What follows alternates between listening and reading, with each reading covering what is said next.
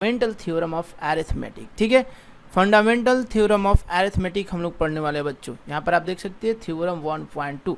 अब ये fundamental theorem of arithmetic क्या कहता है बच्चों, इसको देख लेते हैं एक बार। ठीक है, every composite number can be expressed as product of primes. ठीक है, and his factorisation is unique apart from the order in which the prime factors ऑक्यू।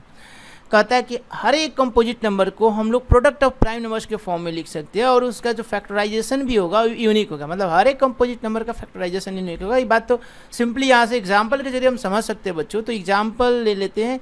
Example के तौर पे देखिए एक शॉर्टकट एग्जांपल लेते हैं। 4 is that the smallest composite number. 4 को हम लिख सकते हैं 2 इंटू 2 और 2 दोनों जो है प्राइम नंबर से, तो प्रोडक्ट ऑफ प्राइम नंबर में हम लिख सकते हैं। तो 4 एक कंपोजिट नंबर है जिसको प्रोडक्ट ऑफ प्राइम नंबर में हमने लिखा। 65 यहाँ पर है, 65 को देख लेते हैं। 65 का सबसे पहले प्राइम फैक्टराइजेशन कर सकते हैं फैक्टर्स फाइंड आउट करने के लिए बच्चों। तो यहाँ से हम लोग देखेंगे अगर तो 5 से अगर करें 5 1 जा 5 3 जा और 13 1 जा। ओके, सो यहाँ पर हम लिख सकते हैं 5 इंटू 13। ठीक है, तो 65 को हम लिख सकते हैं 5 इंटू 13 प्रोडक्ट ऑफ क्या, प्रोडक्ट ऑफ प्राइम नंबर्स। 54 का फैक्टराइजेशन कर दीजिए। 54 का फैक्टराइजेशन किए 2 2 जा 4 2 7 जा एंड 3 9 जा 27 3 3 जा 1 एंड 3 1 जा। ओके, सो यहाँ पर हम लिख सकते हैं 54 को 2 इंटू 3 इंटू 3 इंटू 3।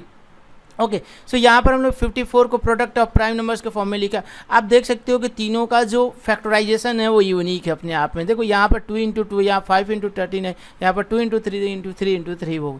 तो यहाँ पर आप देख रहे हो कि दोनों चीज़ें काम कर रहा है। थ्योरम क्या कहता है कि एवरी कंपोजिट नंबर, कोई भी कंपोजिट नंबर 4 हो 65 हो 54, सबको हम प्रोडक्ट ऑफ प्राइम नंबर्स के फॉर्म में लिख दिया और उसके साथ साथ उसका फैक्टराइजेशन भी यूनिक हुआ। तो बच्चों हम आशा करते हैं कि यहाँ से आपको समझ में आया कि ये जो थ्योरम 1.2 है वो क्या कहता है। अब आते हैं एक्सरसाइज।